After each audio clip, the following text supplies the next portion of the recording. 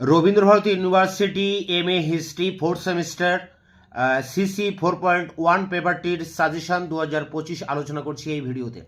তা প্রথমে দেখো ইউনিট 1 থেকে তোমরা এই 4টি প্রশ্ন করবে। প্রথমে অবশিল্পায়ন সংক্রান্ত বিতর্কটি আলোচনা করো, পরটি ঔপনিবেশিক ভারতে ব্যাংক ব্যবস্থার উদ্ভব ও বিকাশ, পরটি ভারতে গ্রামীণ অর্থনীতির উপর মহামন্দার প্রভাব এবং শেষ প্রশ্ন ঔপনিবেশিক ভারতে এজেন্সি হাউসগুলির উত্থান।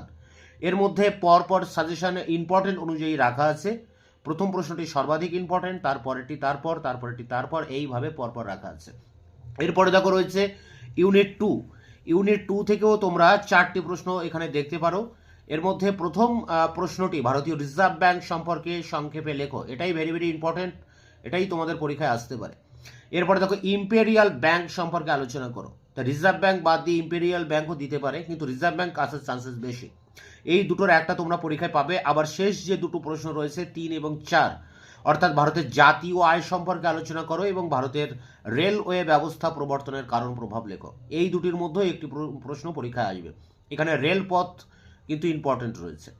এরপরে রয়েছে ইউনিট থ্রিতে অনেকগুলি প্রশ্ন রয়েছে, তার মধ্যে যে কোনো প্রশ্ন পরীক্ষায় আসতে পারে। প্রথম প্রশ্ন ঔপনিবেশিক ভারতে বৃহৎ বুর্জুয়া শ্রেণীর উত্থান, খুবই ইম্পর্টেন্ট। 2 ভারতের আধুনিক শিল্পের বিকাশ, পরটি ঔপনিবেশিক ভারতে বস্ত্র শিল্পের উদ্ভব ও বিকাশ। এই আধুনিক শিল্পের বিকাশ এবং বস্ত্র শিল্পের উদ্ভব ও বিকাশ এই দুটোর মধ্যে একটা পরীক্ষায় আসবে। পরটি টিসকো সম্পর্কে সংক্ষিপ্ত আলোচনা করো, পরটি স্বদেশী যুগে শিল্পের অগ্রগতি সম্পর্কে আলোচনা করো। এখানে এই 5টি প্রশ্ন রয়েছে। প্রথম দিক থেকেই তোমরা অবশ্যই 2-3টে প্রশ্ন করবে, তার মধ্যেই আশা করি কমন পেয়ে যাবে।